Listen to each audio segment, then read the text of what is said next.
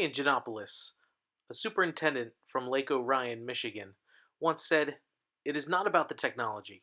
It's about sharing knowledge and information, communicating efficiently, building learning communities, and creating a culture of professionalism in schools.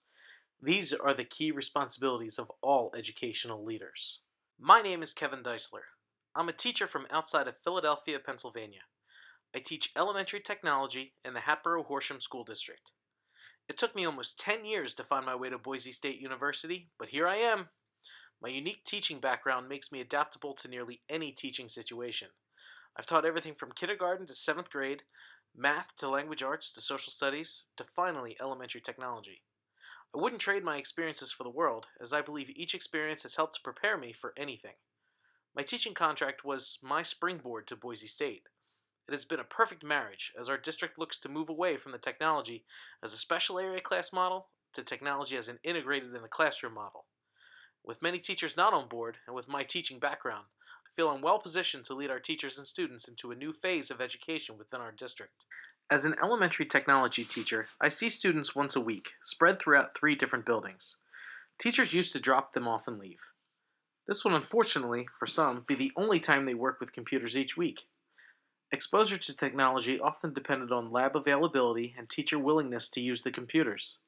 This year, we took a step towards an integrated model with teachers co-teaching with us every other week, so that they could see how we teach concepts.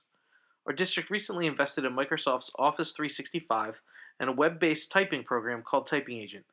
Our goals are to teach students things like logging on, navigating our network, typing, and creating things in the various Microsoft programs. We touch on internet safety and research techniques. While I could honestly enjoy teaching anything, a real passion of mine has been trying to expose students to different types of technologies and a different type of mindset. I've started to teach kids that it's okay to fail, and that it's just the first attempt in learning. I created the Stop Motion Animation Club and allowed students to create a story out of Play-Doh and Legos and film it frame by frame. I won a grant for a 3D printer, and I've taught some students how to use software to design and build something in 3D. I'm most proud of the Lego robotics program that I've helped build throughout our elementary schools. 2 schools competed in this past fall's first LEGO League competition and came away with trophies. I must admit that while enrolling at Boise State was an exciting venture that I knew was necessary for advancement in my field, I was nervous about taking classes again. It had been nearly 8 years since I graduated from Shippensburg University. Writing papers and creating projects, however, allowed me to connect innovation with the very subjects that my colleagues teach every day. I also wasn't sure how to balance work, school, and family life. Turns out that after you come home from teaching all day, play with the kids, and put them to bed, I had a little bit of motivation left for some late nights on the computer. I know, however, that finishing this program will only lead to better things for my family in the future. One of the things that has been the most beneficial throughout this master's program is the compilation of artifacts within my website. My website was created using Weebly way back at the beginning of my program, and it has served me amazingly. Believe it or not, it started out as a Doctor Who themed website, and at some point I realized that I wanted to pull away from that and decided to pull on a Rocky theme. I've done portfolios in my undergrad, and I've used Philadelphia Eagles theme, I've used a Harry Potter theme. It just makes it more fun to me, and I feel it needs to be fun in order to enjoy it a little bit, so this is my Traveling Tech Teacher portfolio. I call it the Traveling Tech Teacher mainly because I travel between schools. I teach at 3 different elementary schools right now, so I feel that I do a lot of traveling, and so this is an homage to that. It's incredible to go through and see all of the different projects that I've created in one place. There are some fantastic projects in here. My Internet for Educators site actually takes me to my Boise State University website that I created using Dreamweaver. When I first started creating websites, I used basic HTML. This class taught me that there is more to that in HTML5 and with CSS.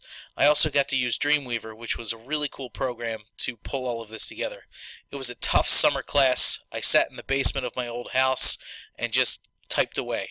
In the end of the day, I have a great product to show for it. Another great project is my technology-supported project-based learning. This was another project that I tried to link to something that was going on now relevant to the kids. One of our elementary schools is being rebuilt. I thought it would be a great project to research where the stone for the new building would come from and lend a little bit more authenticity to the project as it relates to the build of the school. Really cool project. This was my first attempt at using Google Sites. I am honestly not that big a fan of it with the way that I interacted with it, but to each their own in website creating. I really liked my Managing Tech Integration class. One of my favorite projects involved podcasting. I created a Steamcast. I talked about different things, and the two things that really impressed me about this project was the fact that I could speak for almost 20 minutes. Never knew I had it in me, but I got to talk about Lego robotics, which is something that I'm very proud of and something that I'm trying to integrate into the classroom. But in the meantime, settling for after-school clubs is just as great. Another episode, I interviewed one of my students. He came in creating a virtual reality headset. Very impressed, very excited about it, and that's the type of learning that I would love students to be able to do more of. Another really cool project I did was my instructional software 5th grade classes, social studies. It was done in Prezi, and a lot of the ideas that I found and wrote about in this Prezi, I'm trying to utilize in class. Most specifically, I'm trying to utilize Minecraft. Minecraft, the 5th grade social studies speaks about settlers, early English settlers coming to the colonies to settle. I think a great project could be putting students into Minecraft and saying, you are now settlers.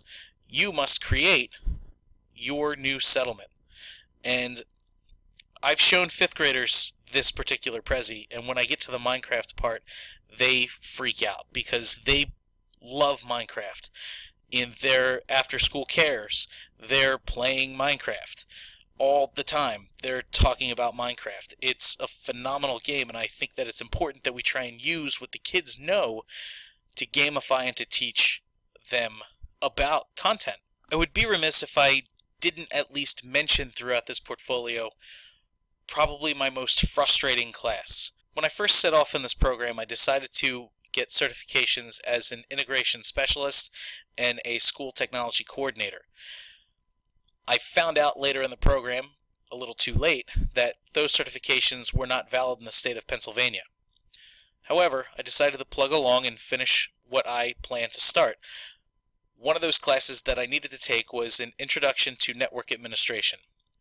I thought it would be great to understand a little bit better what our tech support people go through on a daily basis to keep our infrastructure up and running.